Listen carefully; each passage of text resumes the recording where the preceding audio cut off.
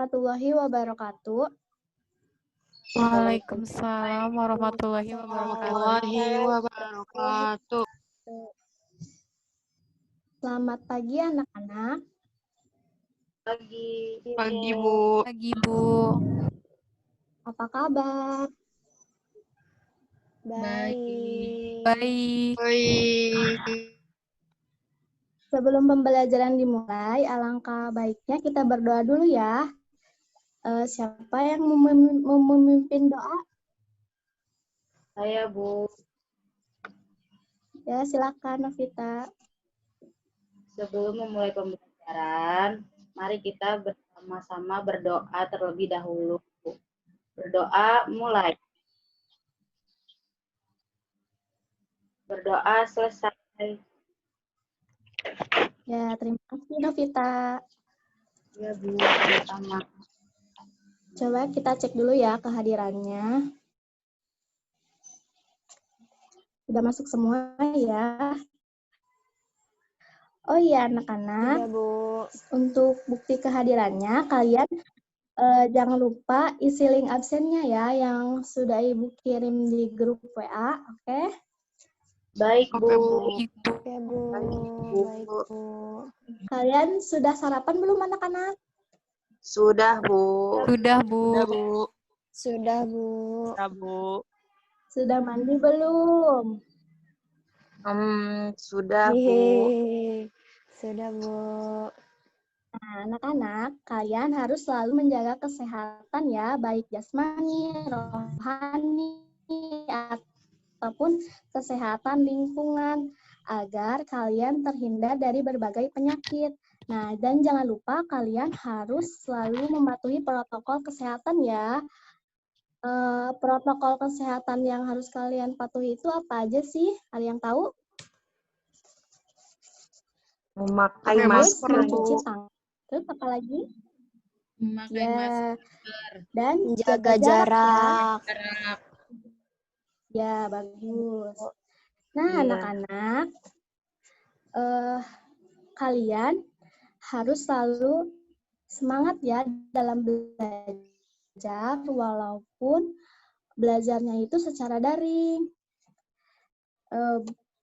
Ki Hajar Dewantara pernah mengatakan bahwa setiap rumah itu adalah sekolah, setiap orang itu adalah guru. Nah, sama ya seperti kondisi saat ini, rumah kalian adalah sekolah bagi kalian.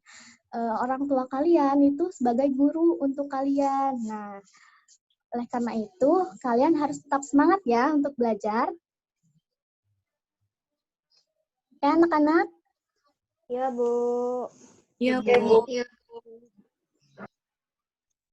Kemarin kita sudah belajar tentang Pancasila dan bahasa Indonesia, belajar tentang membangun pendapat pribadi tentang isi buku sastra.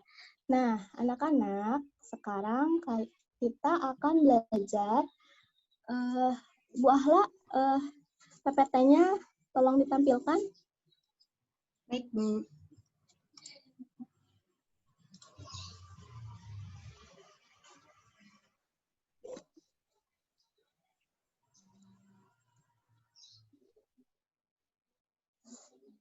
Sudah ada? Ada anak-anak? Ada, Bu. Ada, Bu. Nah, sekarang ini kita akan belajar tema 5, pahlawanku, subtema 1, perjuangan para pahlawan, pembelajaran 1, bahasa Indonesia, IPA, dan IPS. Nah, anak-anak, kalian bisa amati ya gambar yang ada di PowerPoint. Ini adalah gambar kegiatan terkait sikap kepahlawanan. Coba Ibu ingin tahu, gambar nomor 1 itu sikap kepahlawanannya apa ya? Tolong menolong, Bu. Ada orang yang sedang Menjenguk orang sakit. sakit. Menjenguk orang sakit, Bu. Ya, peduli ya itu. Oh, Ya, bagus. Kalau nomor 2 itu apa ya? Menjaga lingkungan ya. Dan peduli Iya, sesama peduli. makhluk hidup. Iya, Bu. Nomor 3 itu Apa? Ada yang tahu kalau nomor 3? Menolong. Menolong.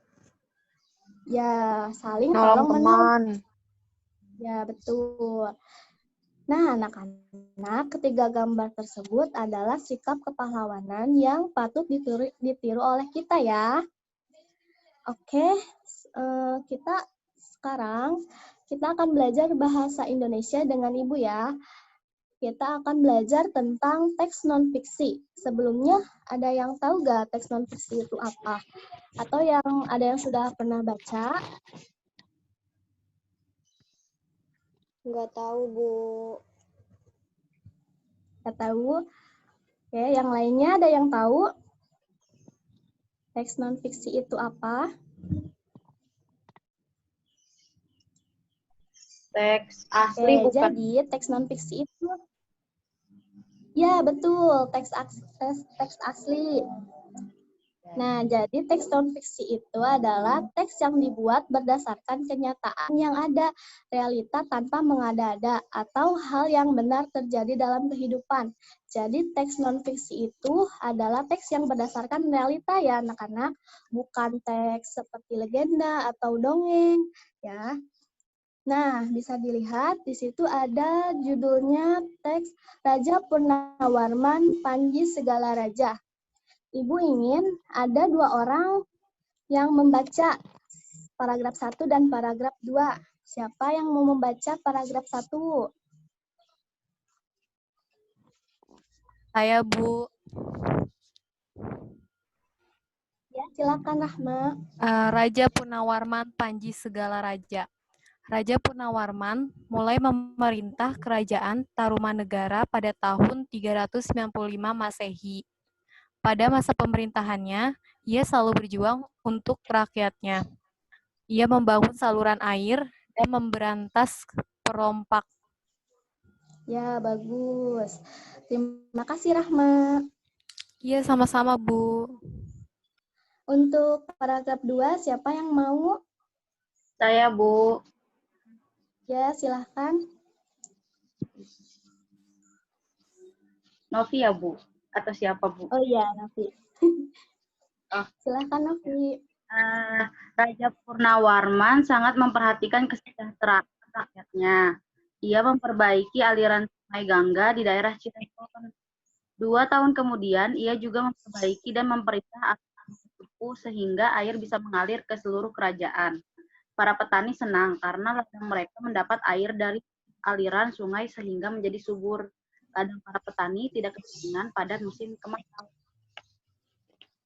Ya, bagus. Terima kasih, Novi.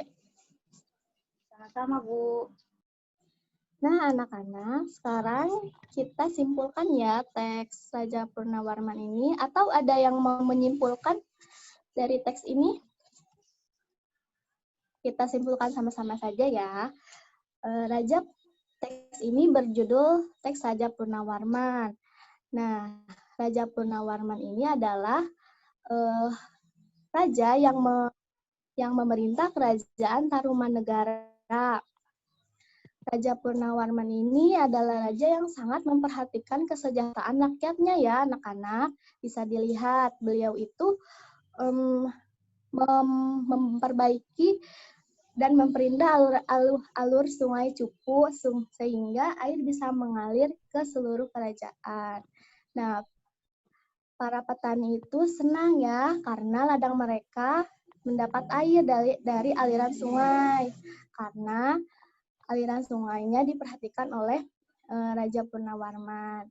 Dan pada saat kemarau tiba, aliran ladang mereka itu tidak kekeringan ya, karena aliran sungainya diperbaiki. Raja Purnawarman ini adalah raja yang sangat memperhatikan kesejahteraan rakyatnya. Sikap beliau itu sangat perlu ditiru ya oleh kita. Nah, anak-anak, untuk bahasa Indonesia sudah sampai di sini ya. Nanti ada tanya jawab, tapi kalian isi di LKPD yang akan di-share oleh Ibu ya. Masih semangat anak-anak? Masih, Bu. Masih, Bu. Bu. Ya, untuk pelajaran selanjutnya Selanjutnya, kalian akan belajar bersama Bu Fia. Untuk Bu Fia, silahkan. Ya, terima kasih Bu Azmi. Kedengaran tidak? Kedengeran, Bu. Kedengaran, Bu. Bu.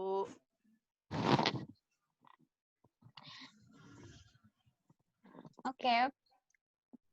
Pada kali ini kita akan belajar pada tema 5 dengan mata pelajaran yaitu IPA, Ilmu Pengetahuan Alam.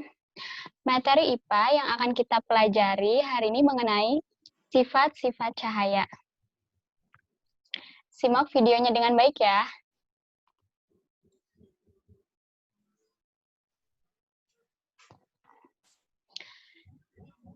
Yang pertama, sifat cahaya merambat lurus.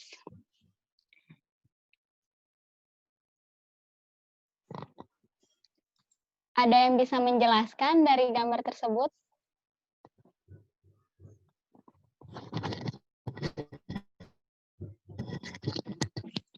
Tidak, Bu.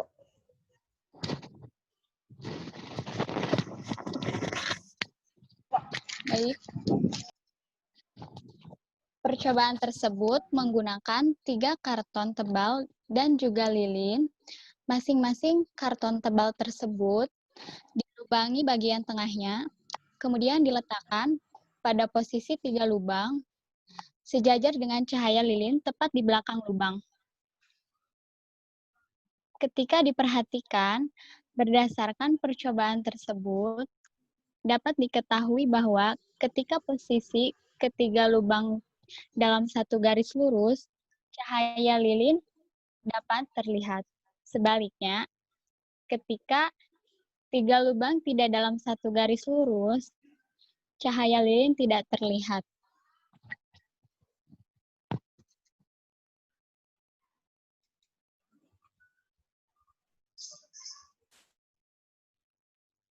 Selanjutnya, yang kedua yaitu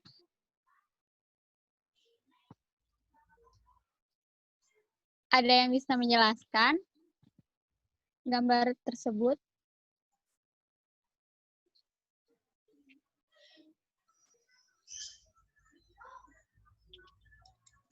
Tidak, Bu. Baik. Cahaya menembus benda bening. Sifat cahaya menembus benda bening dapat dilihat dari gambar tersebut. Senter dapat menembus gelas dengan permukaan gelas yang berwarna bening. Kemudian, cahaya matahari dapat masuk ke dalam ruangan melalui jendela yang bening. Ketiga, ketika kita menyenterkan sebuah mangkuk yang bening, maka cahayanya akan tembus ke balik mangkuk tersebut. Selanjutnya, yang ketiga yaitu cahaya dapat dipantulkan.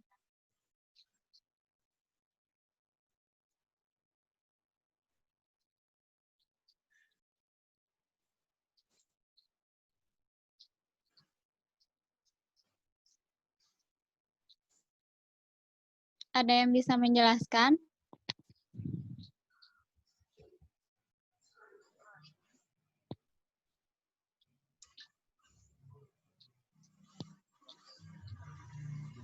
Tidak, Bu. Tidak, Pak. Baik, yang ketiga.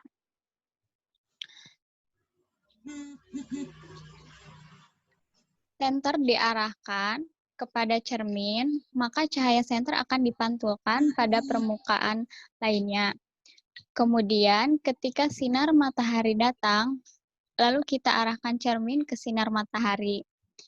Maka saat cermin kamu miringkan, menghadap ke dinding sekolah, maka seberkas cahaya akan tampak pada dinding itu. Hal ini terjadi karena sinar matahari mengenai cermin dipantulkan oleh cermin ke permukaan dinding.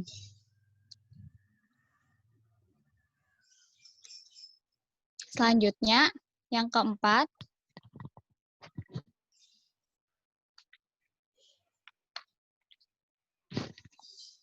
cahaya dapat dibiaskan.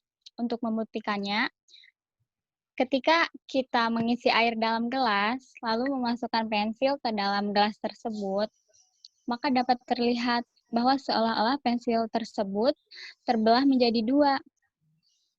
Kemudian, hal ini juga terjadi ketika kita sedang ada di kolam renang.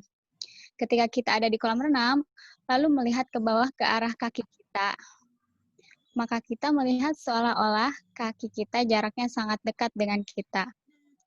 Kedua peristiwa ini merupakan peristiwa pembiasan cahaya. Apabila cahaya merambat melalui dua medium yang berbeda kerapatannya, maka cahaya akan mengalami pembelokan atau pembiasan. Apakah sudah dimengerti? Sudah, Bu. Dari keempat gambar tersebut, apakah ada yang bisa menyimpulkan anak-anak?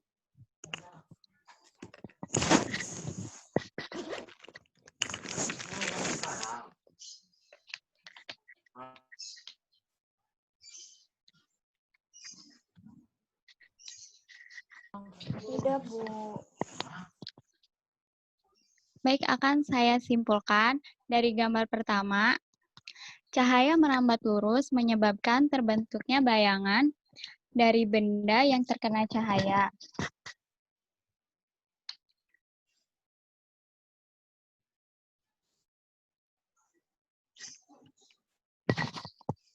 Dari yang kedua, cahaya menembus benda bening, kena, dan benda gelap. Yang gambar ketiga, disimpulkan bahwa cahaya yang datang pada suatu benda disebut cahaya datang atau sinar datang, adapun cahaya yang dipantulkan oleh benda disebut cahaya pantul atau sinar pantul. Yang gambar keempat disimpulkan bahwa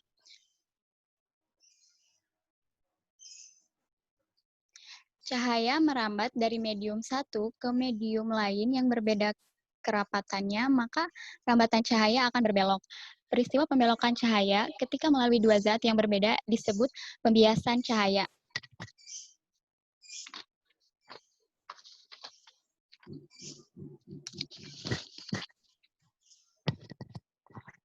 Apakah ada yang ditanyakan, anak-anak? Tidak ada, Bu. Tidak ada, Bu. Tidak ada, Bu. Baik, itulah pembelajaran IPA kali ini tentang sifat-sifat cahaya. Materi selanjutnya akan disampaikan oleh Ibu Ahla. Terima kasih, Ibu Pia. Nah, anak-anak, pelajaran selanjutnya yaitu tentang peninggalan sejarah yang ada di Indonesia.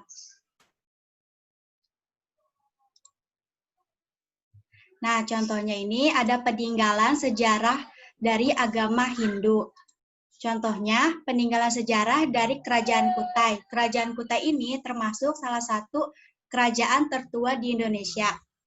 Contohnya itu seperti 7 buah yupa, arca-arca bulus, arca batu, kalung ciwa dari emas, dan masih banyak lagi.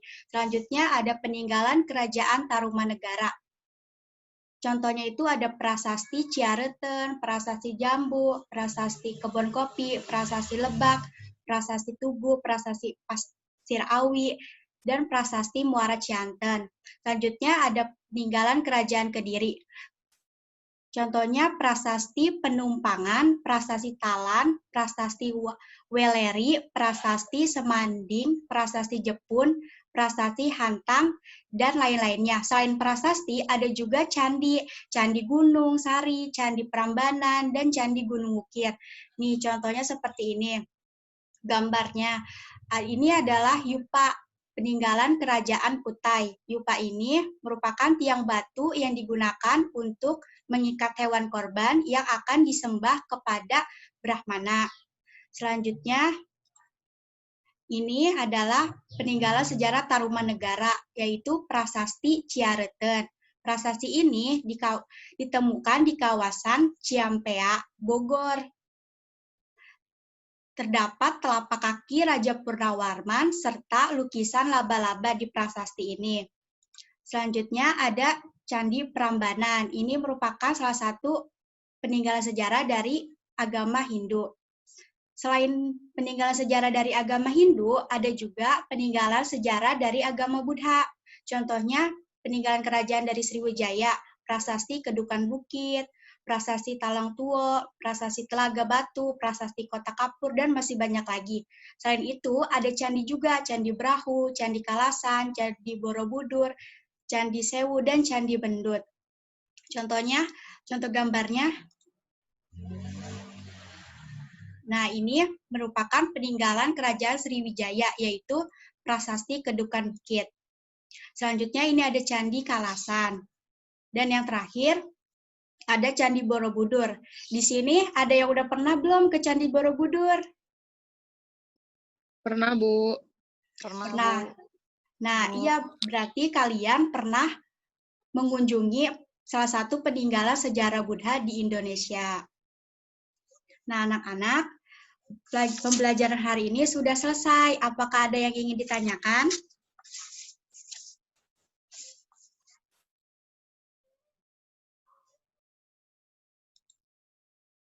Tidak ada, Bu. Tidak ada, Bu. Tidak ada, Bu. Baik. Bagaimana pembelajaran kalian hari ini? Apakah menyenangkan? Menyenangkan, Bu. Menyenangkan, Bu. Baik, nah kesimpulannya yang akan Ibu bacakan yaitu dari pembelajaran hari ini, mulai dari pelajaran bahasa Indonesia, kalian mempelajari cerita apa? Kalian masih ingat nggak?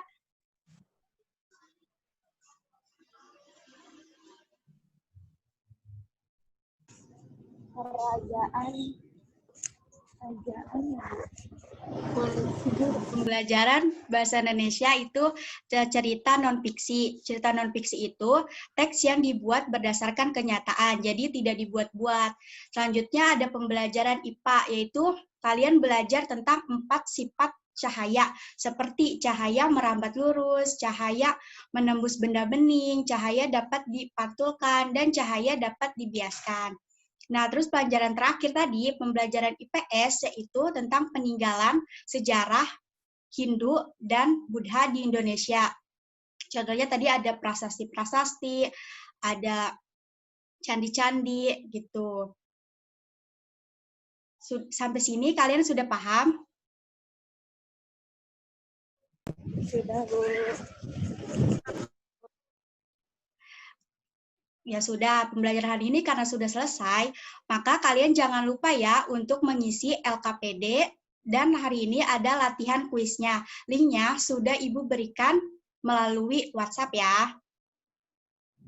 Baik, Bu. Baik, Bu. Baik, kalian walaupun pembelajaran jarak jauh tetap semangat ya. Dan ketika kalian di masa pandemi ini, ketika kalian keluar rumah, maka kalian harus disiplin dengan protokol kesehatan. Seperti tadi sudah dijelaskan di awal, memakai masker, menjaga jarak, dan mencuci tangan.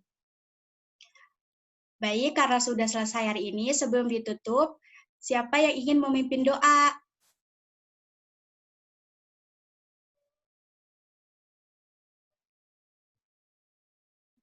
Saya, Bu. Baik, Novita, boleh. Untuk pelajaran hari ini, kita berdoa mulai. Selesai. Baik, sudah ya anak-anak. Terima kasih ya sudah mengikuti pembelajaran hari ini. Wassalamualaikum warahmatullahi wabarakatuh. Waalaikumsalam warahmatullahi wabarakatuh. Waalaikumsalam warahmatullahi wabarakatuh. Terima kasih. Iya, sama-sama. Sama-sama.